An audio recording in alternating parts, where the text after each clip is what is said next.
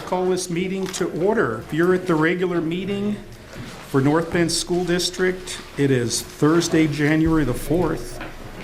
Got a call to order. Next, we got the flag pledge. Flag is to my left. We can stand. Pledge allegiance to the flag of the United States of America and to the republic for which it stands, one nation, under God, indivisible, with liberty and justice for all. Roll call. I think the board's at full team here. We got Dallas Pettenbrink, Julie Thies, Carol Yardley, Jim Jordan, Nathan McClintock, Michelle Roberts. Who are you at the end? Mary Schilling. All right. Okay. Item 2, approval of the agenda. Is there a motion to approve the agenda? Yes, I'll put a motion to approve it. There's a motion. I'll second. There's a second. Any discussion? None. We'll have a vote. All in favor, say aye. Aye. Aye. Agenda is approved, 7-0. Item 3, board appreciation. The month of January is the month that we say thank you to the work of board members all across the state of Oregon. And so you will see various items. You've already had a chance to take a look at cards that were produced by kids and a poster. And we invited schools to if they wanted to, because it was kind of late in the process, because our board meeting, of course, is the first Thursday of the month. So we were connecting with schools at the end of December to try to see if they might want to volunteer to do that, and don't you love the work? I just want to say that we all appreciate your work. It's voluntary, and you have made sure it was stayed voluntary by your own vote,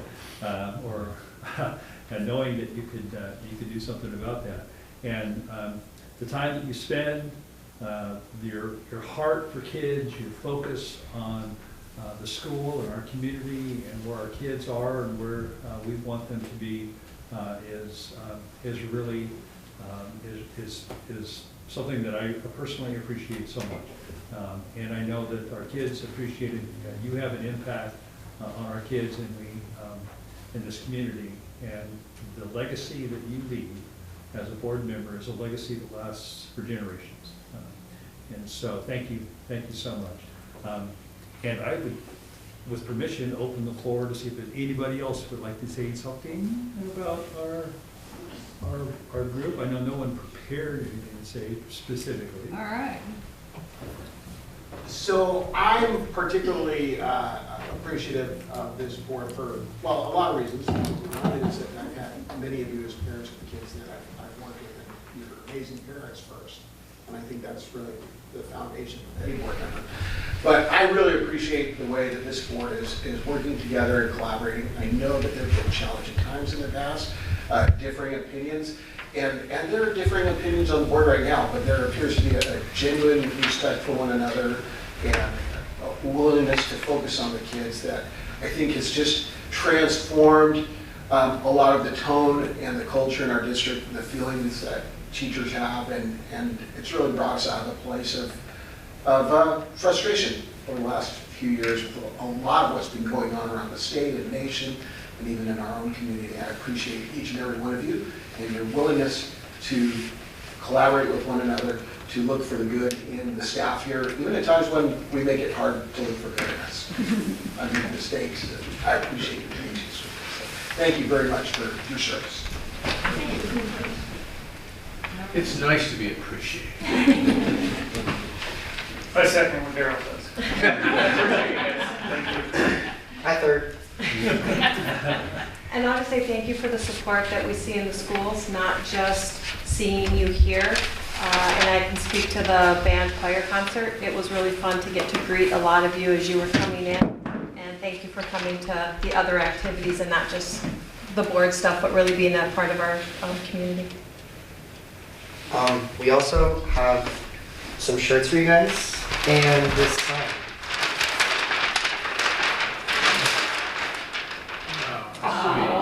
Nice. So Hold it this way. Shirts, but there's different sizes. So board meeting. After the board meeting, we'll just give you those. Thank you, Tim. Said sign. You like to show people in the shows? You want to come up here so you can tell the truth? Next camera. The camera right there.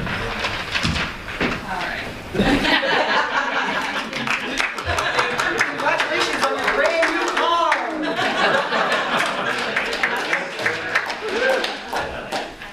Okay, that's what they're called. Stand up there, stand up there. Watch my progress. Are you taking it? Okay, stand up, hold it. Go back. Oh, we're gonna show it. And fellow school board members, all right, and there we go. One more. And one more. Thank you. Not long. No, you're good. Thank you. Thank you. I want to thank everyone that made a positive comment, and remember, we don't tip to the very end. In that case, Hillcrest does have an announcement. No. On behalf of Hillcrest staff, our students, when we ask them to help out with the poster, you can't see this on the front there, they don't really understand the time and energy that you put in. It's very kind of an arbitrary sort of thing. But if you ask kids to use paint to draw and do thumbprints for a picture, they were all in. So they had a great time trying to recognize you today. So on behalf of Hillcrest, thank you so much. Thank you. All right, thank you very much for that. Okay, item 4, public participation. We do have one. The board welcomes comments and questions from the public. If you wish to address the board, please fill out a public participation sheet available at the table and give it to the board secretary. We ask that you limit your comments to 3 minutes. If more than one person will be addressing the same topic, we ask that you appoint a spokesperson to speak to the group. Speakers may offer objective criticism of school operations and programs, but the board will not hear comments regarding individual school personnel. Okay, with that, we have Ricky McDonald. And Ricky, you can come up or speak from back there, whatever. Resident paying Coos Bay School District taxes. So I was here a year ago to bring this to the board's attention that there are 47 residences in North Bend who are paying Coos Bay School District taxes. And this was a mistake that happened years ago, but as far as we know, the only way to remedy this is through legal action. From what I know from last year, there was a process started, but COVID stalled everything. At this point, though, I wanted to bring it again to the board's attention because we're expecting more homes to be built in our neighborhood, and over the next 10 years or so, probably upwards of 100 homes are going to be built in North Bend. Coos Bay is not building as many new residences, but this is potential lost revenue that is going to be pretty significant over the next 2 years. So it would be nice if I could pay my taxes to the schools that my kids are attending, but for the future generations, this is going to be a big impact. So that's all I wanted to say. Ricky, thank you for bringing that up again. Appreciate that. I know that in my hours with Kevin and during the transition, one of the things that he mentioned was that we didn't have really enough time for me to be truly brought up to speed. So all I have is kind of the knowledge that this situation exists and that there was something that had begun to try to make that happen. But beyond that, I have to admit that I just don't have a lot of what I would consider current information. But I think it makes a whole lot of sense that if they're living in North Bend, they should be part of our school district, that whatever needs to be taken care of from a legal perspective should be taken care of. So I think thanks for bringing that back up again. And so I will kind of dive into that a little bit with Tim, if you and I can kind of dive into that. We'll bring me up to speed on that and see where we can go with that. Because if there's something that we can fix, I'd like to fix it. especially if it's gonna benefit our schools. Where's the neighborhood located? They're scattered throughout North Bend, but the largest chunk is gonna be near Airport Heights. Okay. So down south Channel of- Street area? South of Virginia. There's, I know that, like, where I live right now, I mean, I'm a 9 iron away from the Coos Bay line. And that there are homes, the line runs, kind of just on Crocker Street, right through there, or right off Crocker Street. And so that there's part of that is that the homes that are being built just sort of on the North Bend side of that line. But that's where I get fuzzy for me right there, because I know that's kind of where that's. Is the address North Bend? Yes. It was, so the county assessor explained that the border change was supposed to happen with the North Bend School District. It should have been, the application should have been made to the state by a certain date, and that didn't happen. So it automatically stayed with, it was considered county property. So it stayed with Coos Bay School District. And now, because we passed that deadline, the only way to fix it is if North Bend files suit or does negotiation with Coos Bay School District. That's according to the county assessor, so. Your kids attend North Bend? We have the option to go to Coos Bay also will accept us, but we bought the house wanting to go to North Bend schools, and we are in the North Bend boundary, so we assumed that we would also pay the taxes, but we're not paying the taxes, so. Thank you for your loyalty. Well, yeah, Vince, the taxes we pay for schools, correct me if I'm wrong, generally, most all of it goes to the state, which then divvies it out to, based upon the number of students in a given school district. I mean, am I wrong there? Based on, is it FTE that's based on that? There's a combination of both. There, Okay. we do have local tax revenues. I mean, there are, generally speaking, you're absolutely right. Okay, so people pay their taxes, goes to the state, gets divvied out. Of course, working for city, city gets a part of that, and so on and so forth. I think though there are pieces that would, as in essence, benefit us in terms of what our particular tax base is and how it impacts us. It's not a giant chunk. It's not going to make from a financial standpoint, a huge difference, but it does make sense. Yeah, and if it's. But it may benefit the. Should do it. I'd say, it may benefit the constituents, because doesn't Coos Bay have a very large bond out there that they're paying on? So that would fall off of their. Well, that's true too. Yeah. Can I add a- Ricky, go ahead. Yeah, go ahead. I can't vote for you guys. I can't vote for any measures. It doesn't. Oh, okay. Okay. Okay. Okay. Needs to be fair. Okay, thank you for that. Okay, agenda item 5, Advanced Health. Want to thank them for a donation of $5,000 to each North Bend school to help support youth at risk. That's a $20,000 total value. Thank you for that. Yeah. Agenda item 6, Communications. 6A, Board Reports and Communication. Okay. 6B, Student Representatives to the Board, Taylor and Sophia. I'm having deja vu right now.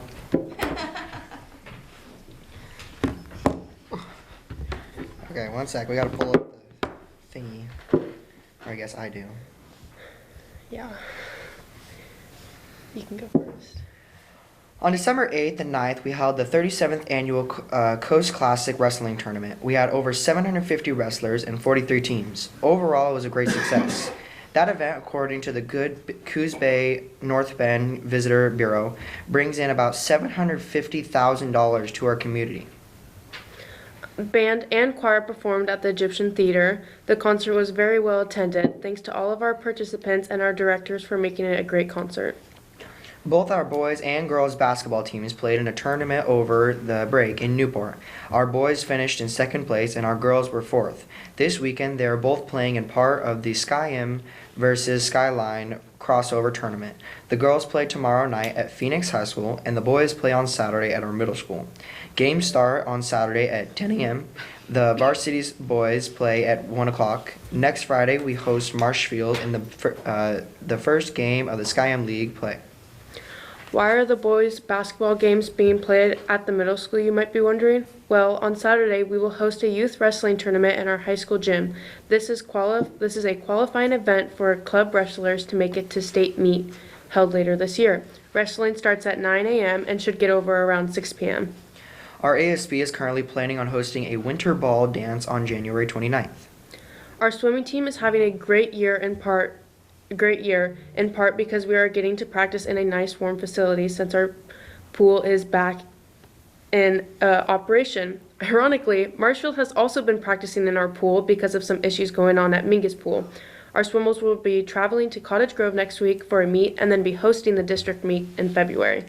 Our boys and girls golf teams both received donations of $3,500 from Bandon Dunes that they will be able to use this season for equipment, supplies, and travel expenses.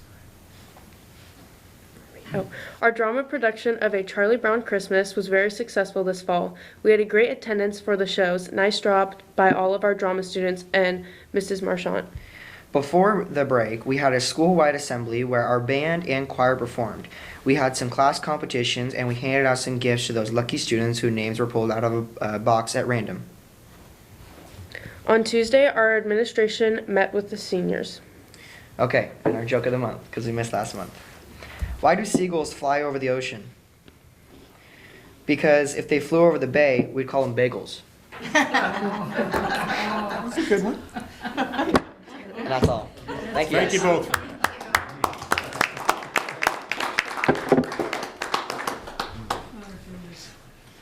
Moving on. Item 6C, Association Reports, North Bend Education Association Report. Eva Varga. Well, it's good to be back here, I just have to say. And yeah, thank you. It hasn't been too very long since someone from the union was making a presentation. So I just prepared my my words to recognize your time as a part of the School Board Recognition Month. But I had this all prepared and then everybody, anyway, I saved it. I could have stood up, but anyway, it's what I was going to read. So on behalf of the certified staff, I would like to take this opportunity to express our gratitude for your commitment and dedication to our students and the education system. Your efforts in ensuring the smooth functioning of our schools have not gone unnoticed, and we are grateful for your support. Your decision-making has played a pivotal role in shaping the future of our schools and the education of our children in our community. Your willingness to listen to the concerns and suggestions of teachers, parents, and students alike is a testament to your desire to create a nurturing learning environment. Your support for professional development opportunities and resources has empowered us to provide the best possible education for our students. So we want to acknowledge the many hours that you have dedicated to our school system and the sacrifices that you have all made to ensure that every child receives a quality education. Your commitment to accountability and transparency has fostered a sense of trust and collaboration amongst all the stakeholders. So we're fortunate to have such a dedicated group of individuals serving on our school board, and we want to express our heartfelt appreciation for your service. So thank you so very much. Thank you. Eva, I wanted to ask, is your daughter doing okay? Yes, she is home. She's moved home and getting better day by day. So, but, you know, it's a process, and our lawyer said don't talk about it much, and so I'm not even going to say anymore. Talk to me later. No. Okay. Thank you. 6D, Human Resources Report. Tim Kreider. We haven't had a chance to really give you any updates on human resources, so Vince had suggested we kind of give you an update. So I wrote out a paper that you should have in your packet that kind of really gets a little bit more in depth. But as you know, Human Resources is focused on the recruitment, selection, retention, classification, and compensation systems, benefits administration, regulatory compliance, employee labor relations, district-wide trainings, personnel policy development, administration and updates, and personnel records management. So there's quite a bit going on in our HR department. That is one of the departments that I to oversee. So one of the things I wanted to give you an update on was House Bill 4030, and this was our Educator Retention and Recruitment Grant, and that was a one-year grant that we had last school year. And when we wrote our plan, we wanted to address sort of some of our highly specialized positions and high needs positions in areas where we were experiencing workforce shortages. We wanted to build on the existing efforts, which address the root causes of our workforce shortages and attrition issues. We put together a series of stipends for staff. We had a rural school stipend for North Bay Elementary School for all staff because we were experiencing a high level of turnover out there. We had stipends for CPI certification, that's the Crisis Prevention Institute, and that really targeted a group of employees that work with some of our students experiencing behavioral challenges or had some different types of special education needs. So it really addressed that workforce, which often they don't get the recognition they deserve. And also stipends for collaborative problem solving, which is really focused on creating a positive school-wide culture. So multiple stipends went to many staff members. And we also wanted to kind of put together a system that would help address some long-term goals as well. And that was really focused on retention of our current talented staff members that we have. And part of that was putting our HR specialist too, Michelle Cook, through a certification program. So we were very proud of Michelle, so I wanted to acknowledge that here. Hopefully she's not watching this, otherwise she will throw something at me tomorrow for sharing this. But through the American Association of School Personnel Administrators, Michelle was awarded the Executive Human Capital Leaders in Education certification. So she was one of 14 individuals across the nation who earned this as part of the very first cohort in the nation to receive this. So we're very proud of her, and that was part of her professional development plan to, again, sort of strengthen our systems, our own internal systems, to really try to recruit and retain our staff members and train them as well. Any questions around that grant? I just wanted to make sure she got her recognition that she deserved. Our sub-staffing issues have been something we've been focused on throughout the year. This is something that we hear frequently. Finding substitutes is hard, and it's not just here, it's across the state. So we've really amped up our efforts there in recruiting our substitutes, and any time that there are interviews held, the people interviewing are encouraged to join our sub pool to kind of get experience in different roles within our district, so they can also learn about these different positions and find their interests. Bruce and Dana, I know, are holding weekly interviews if the people are there, to try to get them into the sub pool, which is increasing the pool, right? I mean, we're starting to see some changes there, and so I included some numbers there so you can see that the fill rates for teacher absences have increased by about 6% over the past 2 years. So we're currently at about a 93% fill rate for teachers this school year across the board. Educational assistants are much harder to fill. I mean, it's just really hard, for that wage for someone to be able to take a sub job and have it just kind of be, hit or miss whether or not there's an opening. I mean, there's always openings, but they just seem to be really hard positions to fill. So You can see there, though, we've gone from 19% to 31% fill rate, which is really a fantastic number, because usually in the classified union, when a substitute's not there, that work falls on the other classified staff members, and it's just that much harder for them to do their jobs too. So we're really trying to make some efforts there. Give you some numbers there on staffing. Certified staff, about 131 FTE. That's full-time employees. So if there's more people than there are that. But if we just look at the full-time numbers, that's how many there are. Classified 124, confidential 7.5, and admin 16.5. This year, we had 36 newly hired employees. So these are not people that were current employees taking new positions. There's new people to our district. Since July 1st up until just a few weeks ago. So last year we had 50 throughout the entire year.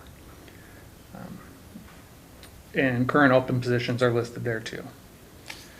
Paid Leave Oregon was new to our school districts this year, new to the state. We chose American Fidelity to oversee this program for us.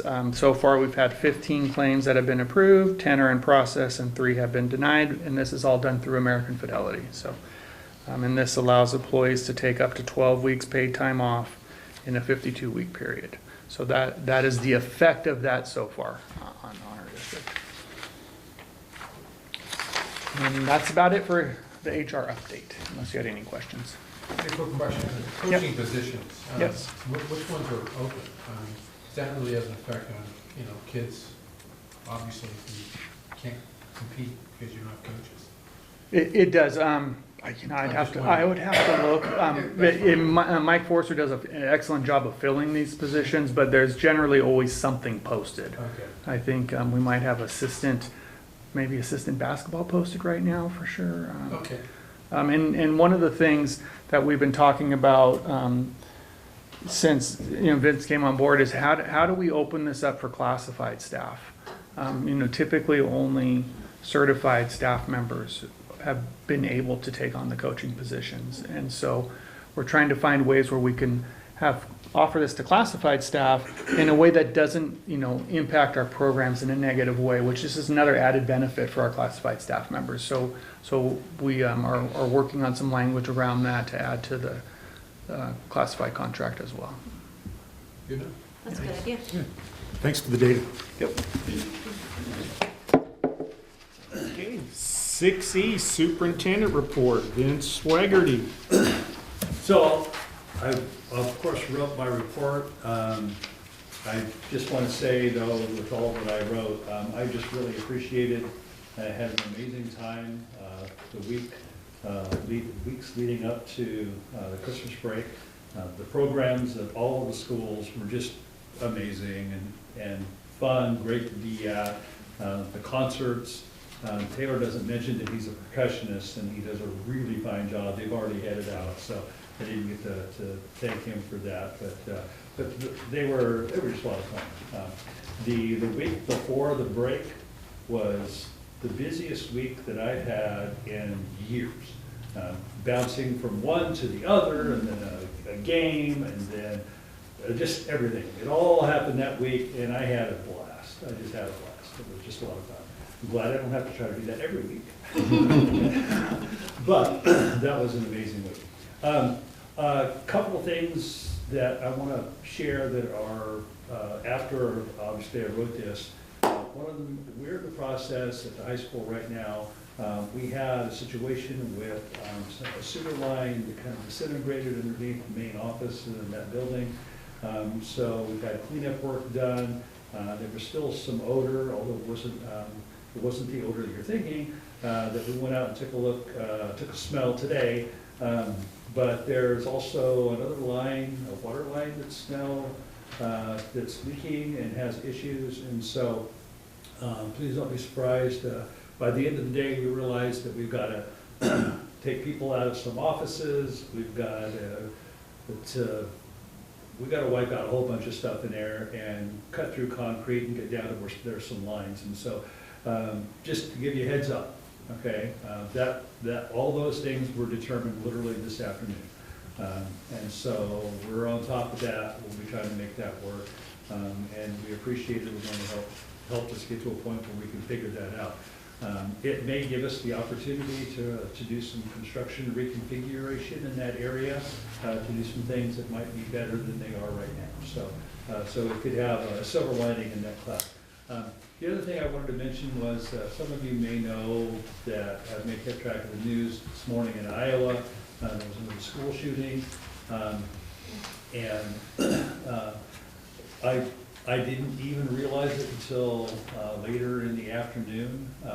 And I found out, quite frankly, when the KCBY reporter was trying to make contact with me regarding school safety and what we're doing and you know, whether or not we tried to beef up any kind of security on a day like today. And like I said, we really didn't even know until it was long since news and so on and so forth. We have had the swatting incidents that have happened.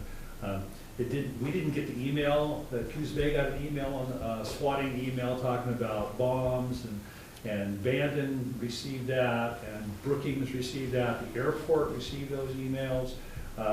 A few days later, we had a situation in which when the body was discovered by the dairy, and the investigation began with the homicide investigation, that one of our local daycare providers had seen something online, and they went into lockdown because of an active shooter sort of situation. And we found out from one of our staff who was a parent who had a child at that daycare.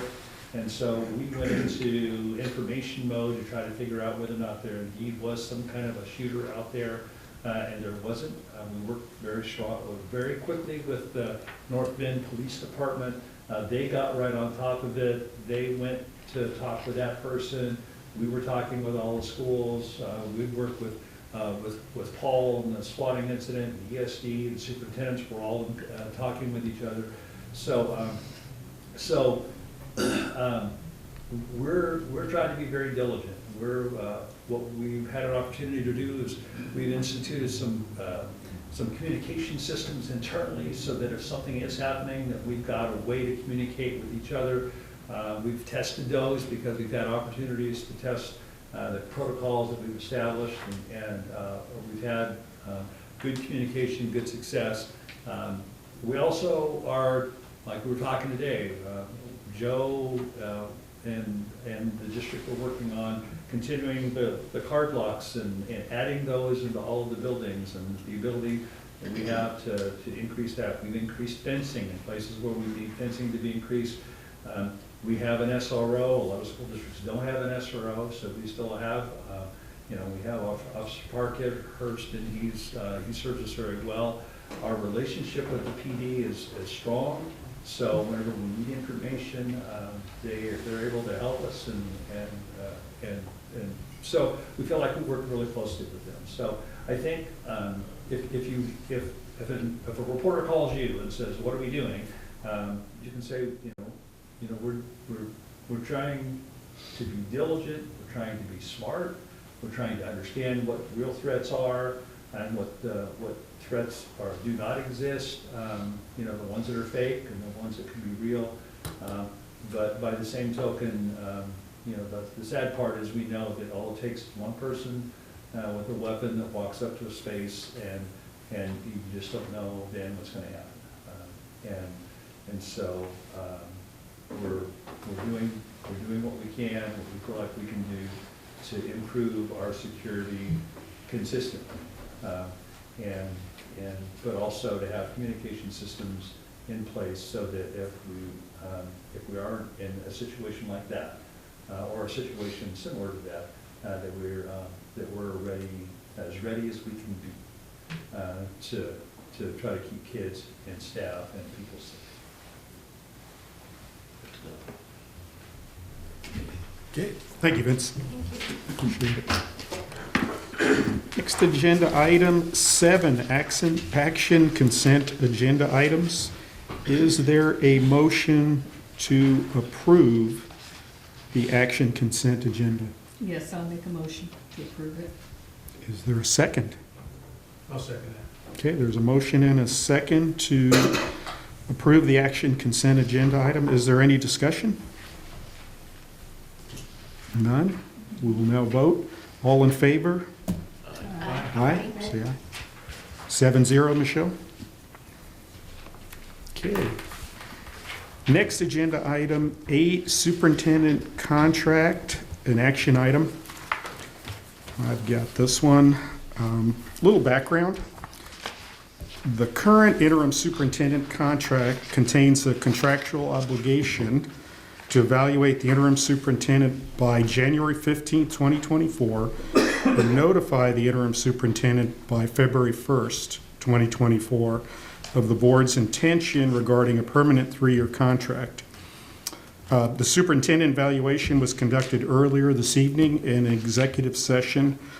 A high-level summary of the evaluation is as follows. The board evaluated the interim superintendent utilizing 4 of COSA's performance standards and the 2 board goals developed in August 2023. The summary of the board's evaluation is that the interim superintendent received performance ratings of both effective and accomplished with respect to his efforts and accomplishments in these areas. So it was a very good evaluation. The board's now going to discuss the proposed permanent 3-year contract and then vote on the 3-year permanent contract. The board has received a proposed contract that was developed by our school board attorneys, Garrett, Heeman, and Robertson, GHR, and Paul DeCopolis, our school board attorney, developed the contract with input from the board chair after consultation with Vince. And a couple of the highlights are on the term, the intent was to provide the superintendent with as much security as possible in a 3-year maximum contract that's going to run from July 2024 through June 30th, 2027. Language has been included to create a rolling 3-year contract, and essentially that is the contract can be extended after each year for 1 additional year, and the extension is dependent on a satisfactory evaluation of the superintendent and is at the discretion of the board. The permanent contract will commence July 1st, 2024. The compensation, a comparison of superintendent salaries was performed by Randy Schild of RS2 Educational Consulting. Data from this comparison was considered in the development of the new 3-year permanent contract. And it includes an annual salary of $175,000, a tax-sheltered annuity of $1,000 per month, travel allowance of $500 per month, and an annual technology stipend of $1,200 per year. And our intent of this package was to achieve a midpoint of our peer group from the salary comparison. So some of those school districts were larger than ours, and some of them were smaller, and we were in the middle. So with that, I open to discussion any comments the board may have on the proposed contract. I would say it looks like an appropriate one. It's consistent with, other kinds of contracts I've seen. And in terms of compensation, it's appropriate for position. I like the fact that we've got an analysis which shows, the higher and the lower, and we're somewhere, our proposal is somewhere in the middle. And it seems like a reasonable situation to me. I'm for it. I think it makes sense, and at an appropriate time, we'll make a motion unless somebody else does. Okay. Thank you. Thanks for the feedback, Nathan. Anybody else? I agree with I agree. Okay. Well, then I'll make a motion. Is there a motion? I'll make what you can Go say. ahead. I got a motion. I move to approve the proposed 3-year permanent superintendent contract for Vince Swaggerty. My second. Okay, there's a motion, a second. Any further discussion prior to the vote? Okay, all in favor of the motion to approve the proposed 3-year permanent superintendent contract for Vince Swaggerty, say aye. Aye. 7-0.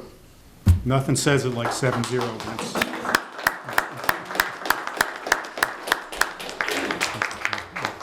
I just want to say thank you so much. It's a pleasure to come to work every day because of this group over here. And this group over here. So thank you all. Thank you, and thank you. This is amazing. I want to thank you for everything that you've done, and the culture, and you're a pleasure to work with. Yeah. I was going to save this to the end, board comments, but I'll say it now. But speaking as a board member, I would like to thank you for the management style you have and the climate and culture you are developing in the schools, the district officers, and with the help of all these administrators and union folks that we have here. So it is noticed. So really, really thank you for that, Vince. I appreciate the cooperation between you and the staff and the positive foundation that you're letting to go in a positive direction. I really appreciate it. From all of you. You've done a lot in 6 months. Yeah. God knows what you can do next year or 3. Yeah. Oh, And also coming from higher education and knowing the difficulties in working with different employee groups, the working meeting that we had to see all the buy-in. And I was telling these guys, that's a leadership style to get people to buy in that way, and the passion that was coming from the folks on the other side was really good. So that speaks a lot to how you do. you know, you can. I've come from a background in coaching.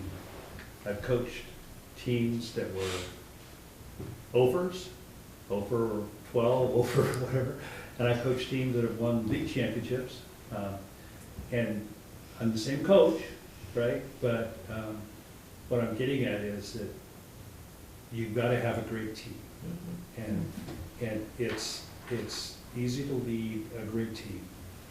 And I'm just gonna deflect all of that, because I could be who I am, and I could have a team that was inexperienced or cantankerous or whatever it was, and it's hard to be successful unless you actually have the players to get the job done. And this is a championship group of players over here, and so part of what I'm just trying to do is stay out of their way and breathe some life into what they do and let them do their thing, because they are really good. So thank you, but thank you. You're the reason why it's working. I Well think we'd done. all like to give a thanks to everyone. Yes. Because it's not an easy job. Thank you all. Appreciate Plus, it. you probably hear an occasional negative comment. Can't think everybody has to. Yeah. All right, thank you for that. Agenda item 9, ESD Local Service Plan. Paul Bennett and an accomplice. Good evening. Evening, Paul. Congratulations, Superintendent Swaggerty. I will pile on a little bit and just say I appreciated very much Vince's contributions, and he's a leader among the superintendents group when we get together too. So appreciate that very much, and it's been a real pleasure to get to work with you. So thank you.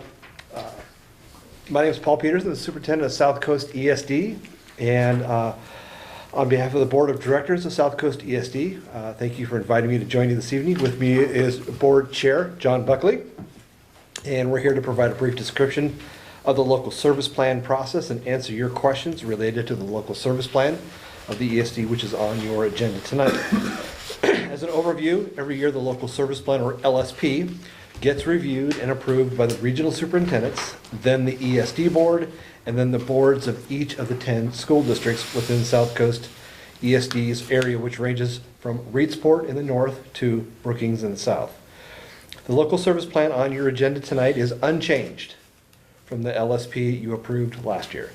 This plan was reviewed by the area's 10 school district superintendents this fall, and they voted to approve the plan on December 14th.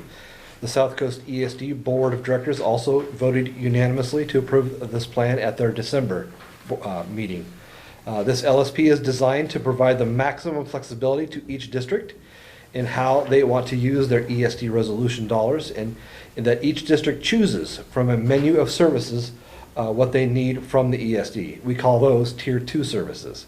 Altogether, Tier 2 services comprise about 95% of the ESD's resolution dollars, with just about 5% in Tier 1, or what we sometimes call core services, that benefit all 10 districts. Those Tier 1 services include homeschool registration, audiology testing, birth to 3 evaluations, and the Safe Schools program. South Coast ESD is proud to partner with the North Bend School District to help deliver the highest quality programs and services for students in a cost-effective manner, and I'm happy to address any questions you may have and to follow up with Superintendent Swiggerty with any additional information.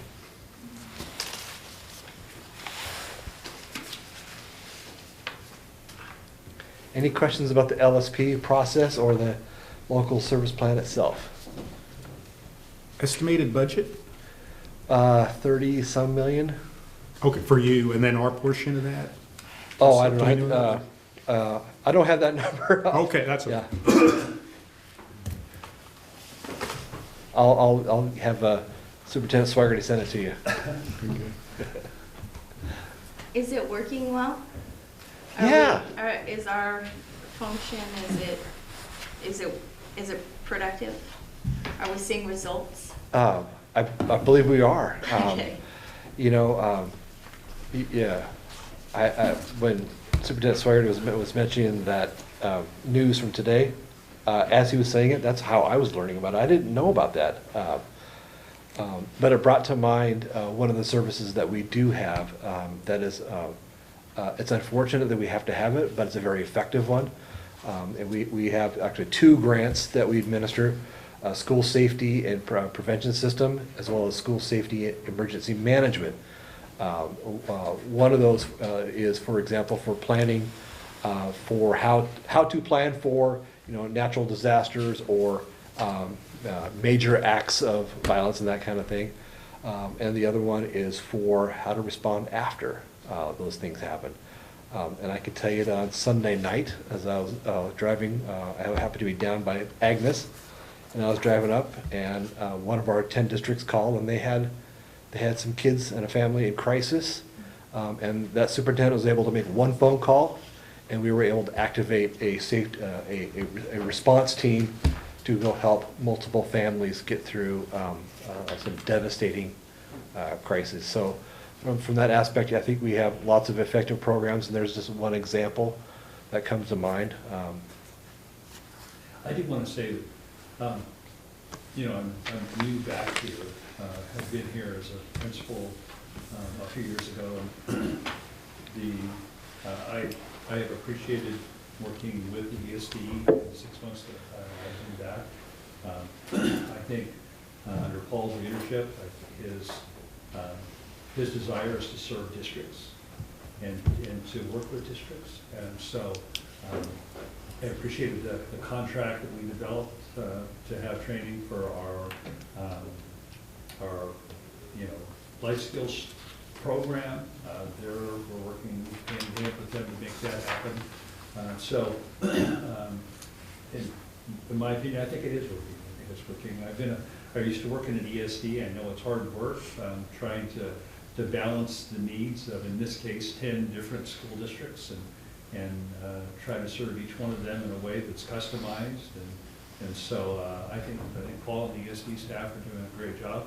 I do not appreciate that he stole one of my science teachers, but there is that. Every once in a while, that kind of thing will happen. But I would recommend that the board approve the local service plan. Can I excuse my ignorance, I'm just trying to understand how we work together. So, like life skills, are they paid through ESD? Are they separate from the North Bend School District then? You run your own life skills programs, and we have somebody who has been doing some coaching, some training, Okay, so professional development. It's professional development. Yeah. They're not infiltrated in the schools. We do infiltrate. I mean, I don't mean that. We actually do operate several classrooms in the region where it's our staff, our resources operating and running that classroom or that program on behalf of the school district. remember that the ESD is, we are not a compliance organization. We are a support organization and a service organization. So I say it sort of tongue-in-cheek sometimes that I work for 2 boards. I've got my 7-member board at the ESD, but I've also got 10 superintendents. So we always look to find the win-wins for everybody and try to deliver with good efficacy and value. We have 2 different programs. Well, one program that we actually run that's through them, and our online program. Sometimes you hear us say OLP, and that OLP is actually the ESD organizes that, and so we get receipts and we utilize that. We're also in conversation. I'm not sure the early conversation. Our adult transition. We have a house that is an adult transition house for students on IEPs. They're renting a house in North Bend, about a few blocks from the place that we actually own a house. So we've begun conversations about whether or not we'd like to combine the programs and utilize one house and have some efficiencies that we can to do with that. And so it's back and forth, and they're a nice group of people, a nice group of professionals to work with. Thank you. I would move to approve the 2024-2025 local service plan with South Coast ESD. I'll second. There's a motion and a second to approve the 2024-2025 local service plan with South Coast ESD. Any discussion? Okay, with that, we'll vote. All in favor, say aye. Aye. Aye. Passes 7-0. Thank you, John Buckley and Paul Peterson. I got your last name wrong. I would like a voucher for an experienced science teacher before you depart. Will do. All right. Thanks very much. Thank you. Thank you for your time. Okay, agenda item 10, ESSER 3 electronic card locks and vape sensors. Tim Kreider. Even before you start, Tim.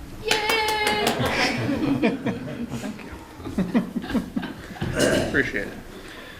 So I got 3 things here, they all just go together here. So, the agenda items are lined up. So the first action item is the use of ESSER $3 for the expansion of our electric card lock reader systems and installation of vape sensors at the middle school and high school. So earlier this year, I had approached you with Mr. Heeland about using some ESSER money for the esports.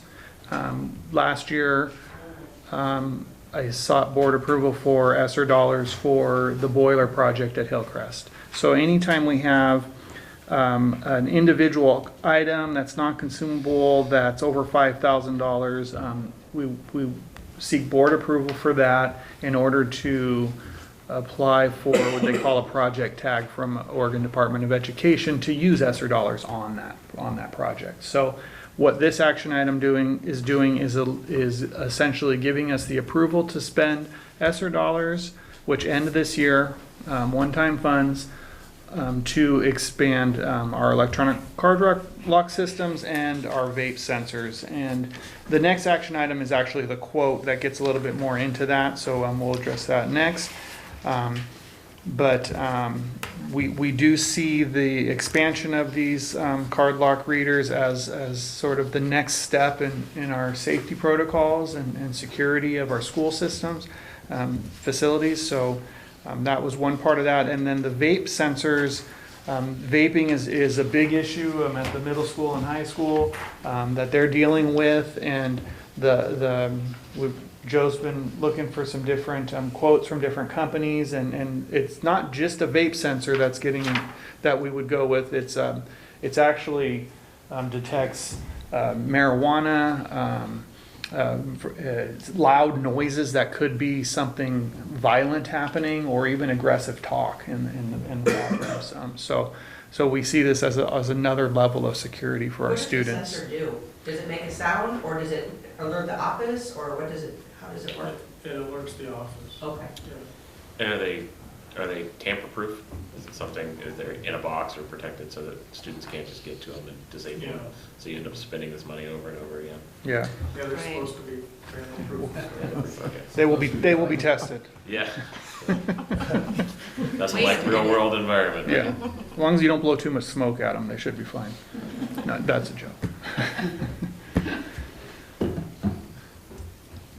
We need a motion on this? Well, I do have one question. This is in addition to the card locks that we already have, correct? Correct. Our buildings already have some, but this is adding to more doors and more card locks. Yeah, okay. Exactly. So that money was already spent and approved, and this is for the new, This is the expansion Okay. to kind of complete all of our buildings. okay, Almost. Closer. Closer. closer. Good. All right, thank you. And I very happily make a motion to move to authorize the district to utilize ESSER 3 funds to support expansion and installation of access control systems and to install vape sensors in middle and high school student restrooms not to exceed a total of sum of $225,000. I second that.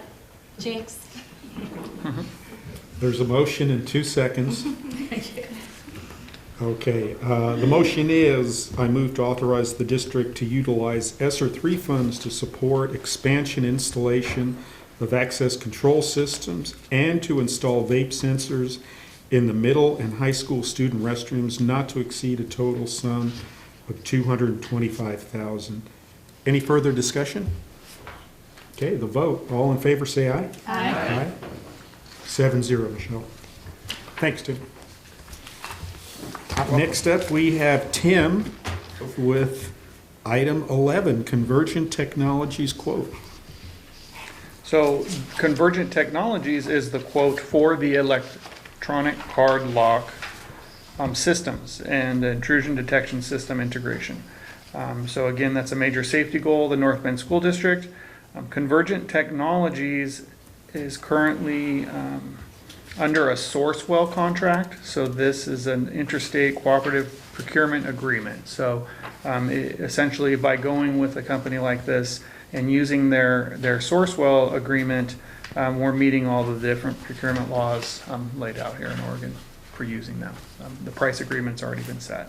So here on this, I've attached the quote, and this goes to your question, Julie. This adds an additional 3 badge readers at Hillcrest, 17 more locations at the high school, 6 more locations at the middle school, and 3 at the North Bay Elementary School. And then further integration into our alarm system. And so because of the dollar amount, anytime we get above that 150,000 range, I want to make sure that we have board approval to spend that money. Thank you. Is this going to be kind of a turnkey thing? I mean, I know that probably down the road there might be more that need to be. Will this finish the project or will there be more? This is pretty close, but for the main. It's close, but it's not all Okay. exterior doors, which is The ones that will be done, they'll be basically turnkey, right? There won't be any, like, anything left out where, oh, we got it, and they'll just change order it, you know what I mean? Like, Oh, for this quote for these Yeah. doors, I mean, this is pretty much all the entry locations. Okay. Right. And so. They are doing everything except for wiring and not the actual latch, but they do all the system that makes it Do work. they subcontract that out with this bid, or do we have to get a separate bid for that? We're using an internal electrician Oh, okay, okay. to do that. We do have an electrician, Brett Clarnell. Actually forgot that. Yeah, we'll put him to work. What is intrusion detection? What exactly does that mean? That's the alarm system. Okay. So if somebody breaks in. Like if the window breaks or door window or something. So you're installing additional? Yeah, we're expanding and replacing old systems that are going on at the moment. So this all integrating into one back-end system that's all Yeah. one piece? Is this, so with what you're purchasing here, are you filling up that and it will be additional like hardware or licensing needed for the next upgrade systems? if you guys expand? The control box only handles so many doors. Right, that's what I was And asking. so, like even in this one, there's several control boxes because it Oh, okay. only handles so many doors. Yeah. Okay. And I think the next step after this too is then we can then start focusing on also rekeying our buildings because, you know, there's just, we know there's keys out there, you know, it's hard to collect them all. And so this gives us the ability to know exactly who's entering and exiting buildings. You know, if somebody in the community is using a gym, we can give them a temporary card that's only, you know, can only be used for the time, you know, allotment we set on it. We can turn the cards off if they're lost. And so it really does kind of have that next level of protection that we've needed for a while. I don't know if you know the answer to this, but on the back, I was curious, both grade schools had the exact same things happening, but Hillcrest was 2,200 more. Is it just because of the equipment difference in what's there? Yeah, we're, at Hillcrest, like we have more doors, so we're gonna put we exceeded the limit of the control box, so you have to put a piggyback control box in there, so there's gonna be some cost because of that. There's also like in the alarm, well, the alarms will be about the same, I think. But, you know, square footage changes some of that because different, we need motion sensors based on how many square feet. Well, North Bay's bigger though, so that's what I was confused. I was thinking it would be more over there. Is there a motion? Sure. I move to adopt the resolution 2024-01 for the supplemental budget and to authorize, wrong one? Well, I guess I won't. You can do that if you want to. How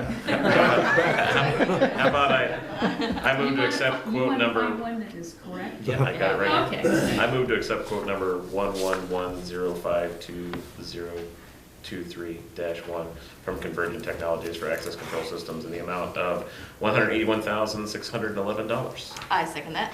Okay, there is a motion and a second. The motion is, I move to accept quote number 111052023-1 from Convergent Technologies for access control systems in the amount of $181,611. Any further discussion? Vote. Everyone in favor say aye. Aye. Aye. 7-0. Okay, item 12. 2024-01 resolution to adopt supplemental budget. 3 out of 3, Tim. Alrighty. Carol, did you just want to go for it? I've got it down. You do. You're getting really good at this.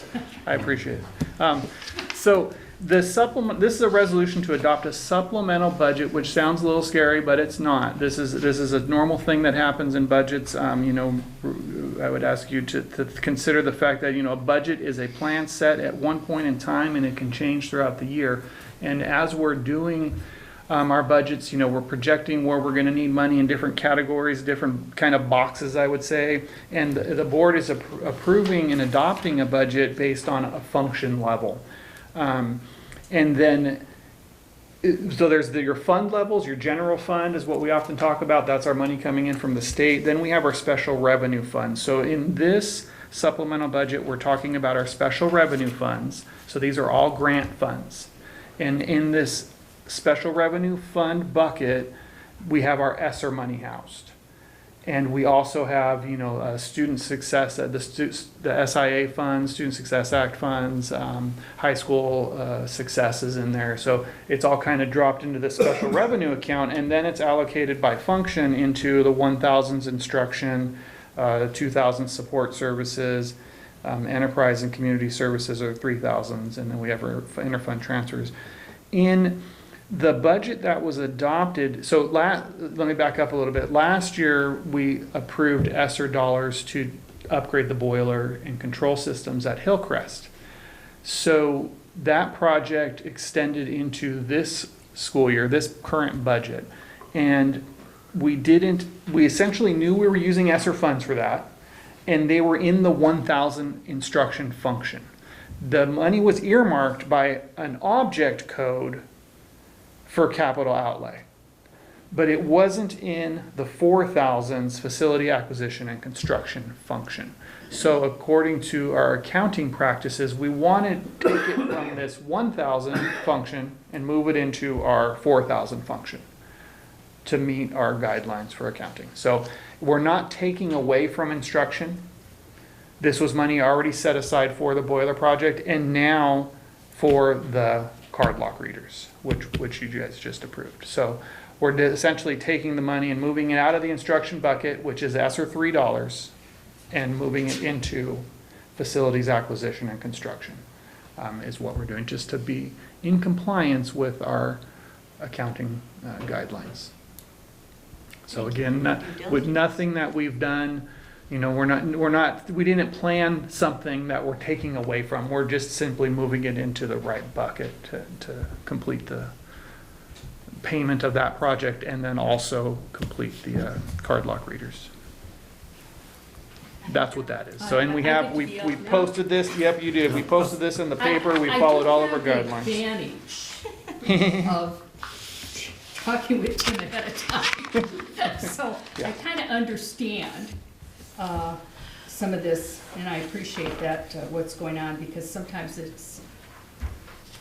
takes a little more time to process through the brain. What is it, making my way out of a wet paper bag or something? I don't know. Anyway, I move to adopt resolution 2024-01 for the supplemental budget and authorize the transfer appropriation between function levels in the special revenue funds as follows: from function instruction to facilities, acquisitions, and construction. There's a motion. Is there a second? I second. 2 seconds. Want somebody? Dallas, you get there? I think he'd Who'd have you score it, Michelle? I don't know. Judge's ruling. It sounded like a tie. The referee in me said, Nathan. It's a Russian judge. There is a motion and a second. And it is, I move to adopt resolution 2024-01 for the supplemental budget and authorize transfer appropriation between function levels in the special revenue funds as follows: from function instruction to facilities acquisition and construction. Any further discussion? Okay, the vote, all in favor say aye. Aye. 7-0. Thank you all, appreciate you. Tim, thank you. Yes, thank you, Tim. Okay, item 14. Oh no, item 13, approval of 2024-2025 draft North Bend School District calendar. Action item. all right, we had 2 meetings of the calendar committee, and we presented to them a calendar that is essentially the same calendar we're operating with this year. But of course, every year you take the calendar and then you put it on the new calendar year, and you find out if it fits or if it doesn't fit or how everything works. We didn't make any major philosophical changes. For example, we're essentially going to Christmas break at about the same time, and we're coming back at about the same time. But you'll notice that next year, because of where January 2nd falls, we're really going to come back the following Monday. So there will be a few days next year after the new year, not because we're trying to do what Tuesday is doing, but just because that's kind of where it fit in the calendar. It's weird to have January 2nd be, I think, a Thursday or something like that. Come back for 2 days and do that. But that also means that right before Christmas, that Friday naturally falls a little closer to Christmas than it did this year. This year was the 15th. Next year, it'll be a little bit different than that. What we found out, though, with our 3 trimesters is that it got to the end of the first trimester, and that was right at Thanksgiving.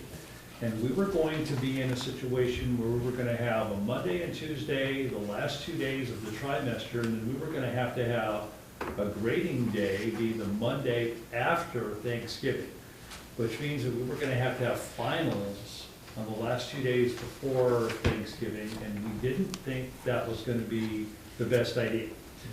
Very distracting, a lot of absenteeism, higher level of absenteeism, although I must admit, this school year, our absenteeism rate in those 2 days was not bad. I was really impressed. We had way more students there this year than we did last year. So what we decided to do is have the end of the trimester be the Friday before Thanksgiving, and then on the Monday of Thanksgiving week, have that be the grading day. And then, and what that would mean though is that kids are not in school all Thanksgiving week, because Monday would be the grading day, and then we would go ahead and take Tuesday as another day, because it would be really weird to have no school on Monday, school on Tuesday, no school on Wednesday, and then finish Thanksgiving, right? So, so partially, not because if we're doing anything philosophically, partially just the way the calendar fell.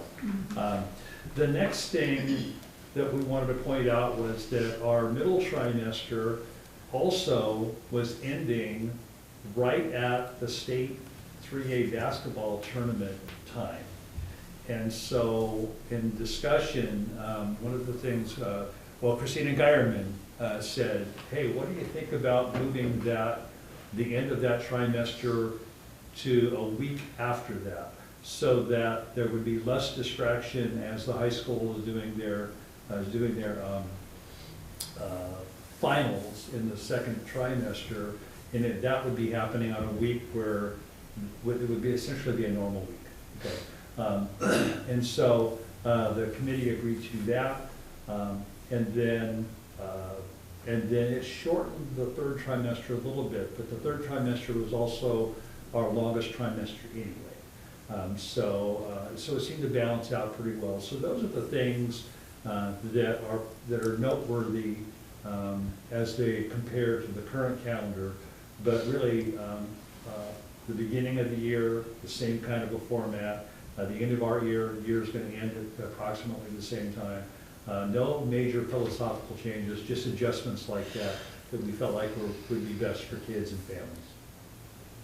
So there's one more day off for Thanksgiving week, essentially, just one day, that Monday, is more than what it is, because we already have Wednesday off. Yeah, you have Wednesday currently, off, but and we already have the grading date on Monday, so if they take Tuesday off, are we bound to a certain amount of days? Like, are we gonna make that somewhere else, or is there flexibility? There are the same number of student contact days. Okay. Which is 174.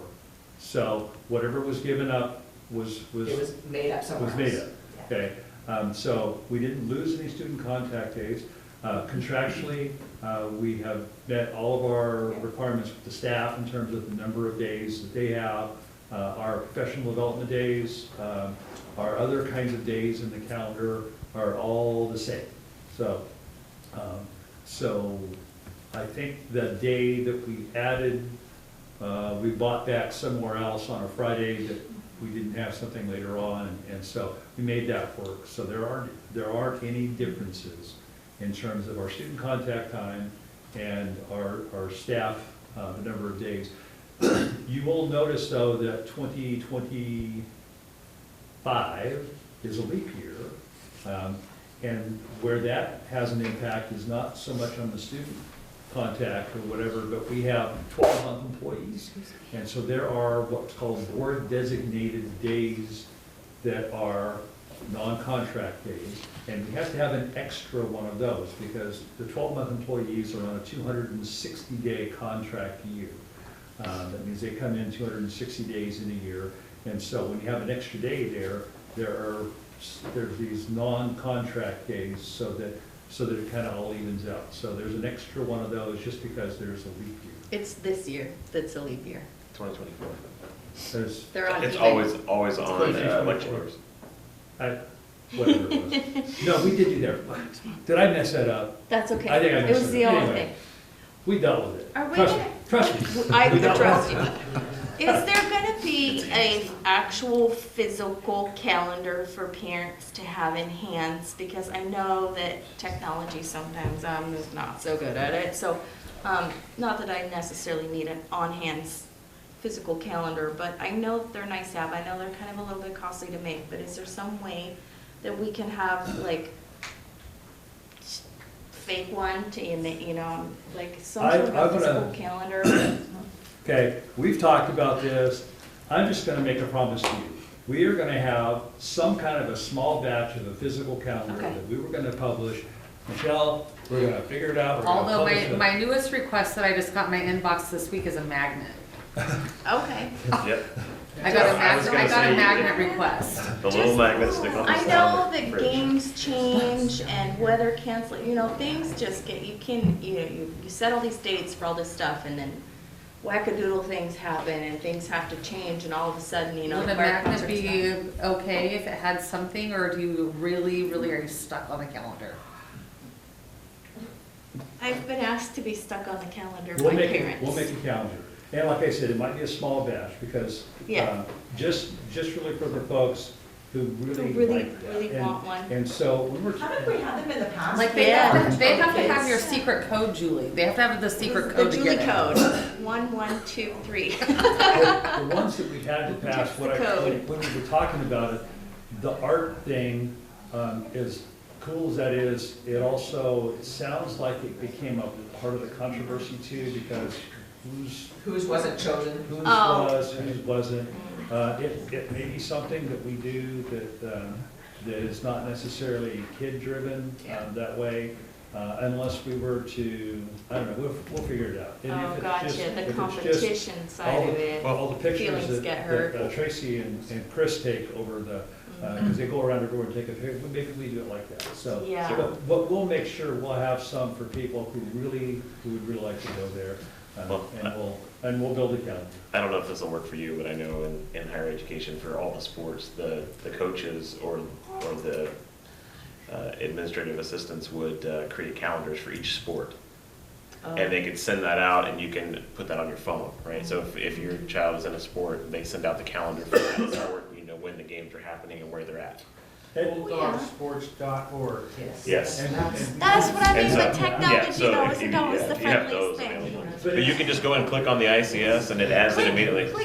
Go to. It's super easy. He knows what I'm talking Do we about. need a motion, or is it a done deal, Vince? You're doing this? We're good. On the calendar, Okay. just hold me to my promise. Just- Okay, I said just that had to ask, publicly. sorry. I'm on No, television. we're good. Yeah, we're gonna do a calendar. He can put big flashing lights around it on the web. There we go. Yeah. So was there a motion? There was a motion, We yes. do need a motion to go For the down. calendar, we have to. Calendar, yes. So I move to approve the 2024-25 district calendar as presented. I'll second that. I think there's two. Do we have to do two motions? One at a time. Just- Or can we do both? Well, I thought there Thanks, was, one. oh, No, I Yeah. think just one motion for this 1 year calendar. well, there's But they're two talking Well, on. there's, What is that? Board approved dates. Oh. because No, I you, don't think we Right here, have to, see. I think we, oh, wait a second. I think because you said the Okay, extra yeah, day. okay. Yeah, You so we can have to add do that. both. We have to do both, or can I? Just add it, yeah. we do. And the board selected holidays as presented as well. I second both. Oh. Okay. I don't know what that means. What am I approving? Well, what we were just talking about, Board selected holidays as presented? that was the extra day because of leap year. Yeah. The 260-day employees have specific days that are not a part of the contract year for 11 and 10-month employees. So, Okay. so to make it be 260, you've got to pull a couple out and call them holidays. No, Those, by second, the way, right, second. typically it's the Michelle, did you get that, the Nathan? Friday before, Nathan second. Friday Second. before Christmas or the Oh, Tuesday, second. in this case, it's Tuesday after Julie. Christmas, sometimes it's one of those. I They kind of motion plug in at second. a spot that's Where where already- nobody else is on. Just in case you needed it. I thought I heard Julie, so. Okay, there's a motion and a second, and it Got is, it. I move to approve the 2024-25 district calendar as presented and to approve the 2024-25 board-selected holidays as presented. Any further discussion? Okay, all right. All in favor, the vote, all in favor say aye. Aye. Okay. 7-0. Okay, item 14. Appoint budget committee members. Is this me? I think this is me. It's me? I will say this, we put out the application, we received 0 applications. And so Michelle and I started talking about it, and we do what most districts have to do, and that's just recruit. And so, so in the process of thinking about who might be great people to do it, we also understand that the law says that a significant other or a spouse can serve on the school board and can serve on budget committee. And so knowing what we know about the 3 people that we selected that might make them great to be on our budget committee, we reached out to them. They all agreed to do so. Thank you. Yeah. One of them is here tonight. And so, so that's, we reached out to them. They said yes. They sent us a request to be on it. And so I recommend that you say yes to each of them. And the current ones did not want to rejoin. We did ask those. Yeah. Yes. We did try to ask those who have been on the budget committee in the past to continue to serve, and they declined, and so that's why we're searching for our 3. Good. How many people are, other than the board themselves, are on the budget committee? Or just the 3, or there are more? No, there's, the budget committee bylaw has to be equal to the number of board members that we have. So 7, okay. All right. So just to summarize, the district received 3 letters of interest for the positions from Chris Cahill, thank you, Dana, Jeff Bridgens, and Jeffrey Lang. And thank you, Mr. Lang, for being here this evening and for your future service. Those letters can be found in the board packet. These 3 positions, the term expired June 30th, 2023. And the action requested is approve 3-year appointments for the 3 candidates for zones 1, 2, and 6. Position 1 would be Chris Cahill. Position 2, Jeff Bridgens, and position 6, Jeffrey Lang. Is there a motion? I move to appoint the following for the North Bend School District Budget Committee, positions 1, 2, and 6, on the Budget Committee for 3-year terms ending June 30th, 2026. I second that. Okay, there is a motion and a second. And the motion is I move to appoint the following for the North Bend School District Budget Committee positions 1, 2, and 6 on the Budget Committee for 3-year terms ending June 30th, 2026. Any further discussion? Okay, the vote. All in favor say aye. Aye. Aye. Thank you, Mr. Lang. You're welcome.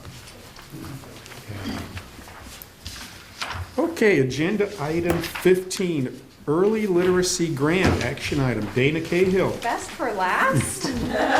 Good evening. Thank you for having me. I am thrilled to speak to you about this tonight. It's a passion of mine. In August of 23, our Governor Kotek and the Oregon legislator put $90 million into support early literacy, and it's one of the top priorities in the state right now as far as education goes. And we have a new pot of money available to us called the Early Literacy Success Grant. That Early Literacy Success Grant, it is a non-competitive grant, and it's a biennium grant, meaning that 2-year cycles. And so for the first year, once we receive that money, it's just over $162,000 that for this current school year, and then just over $169,000 for next school year. This application came on pretty quickly from the state. It opened up on December 1st, and it closes January 8th. And we are in a good position. We've gotten the application in, and we had done a lot of work as to how we would want to use this money, and really spending a lot of time working with people at the state level, working with educators in our district, and spending a lot of time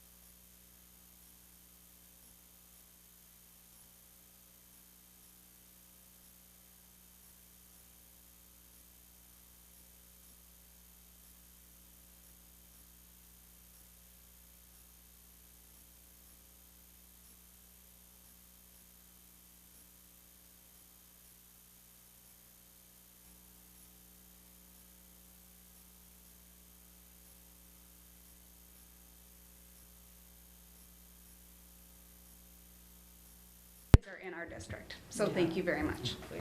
Thank you. Okay, agenda item 16, board comments. I got some. Only 3 pages. Okay, I would like to recognize a North Bend citizen. David Gould passed away on January 1st, 2024. David was born December 16th, 1942. He had just celebrated his 81st birthday. David graduated North Bend High School in 1961. He was inducted into the North Bend Hall of Fame and the Oregon State Hall of Fame. He was a member of both the Liberty Bowl and 1965 Rose Bowl teams. He's survived by his wife, Donna Gould. Dave's family owns the Elkhorn Homestead / Ranch. And the way I got to know David was he had a passion for the Elliott State Forest and advocated for school children through his active support of Oregon Advocates for School Trust Lands. He was a historical figure in the town, and he will be missed by many. Okay, item 17, information only, district financial info, December 2023 enrollment numbers, work session 2 weeks from tonight, January 18th. Next regular meeting, February 1st, 2024. Agenda item 18, we're going to adjourn this thing, call it a night.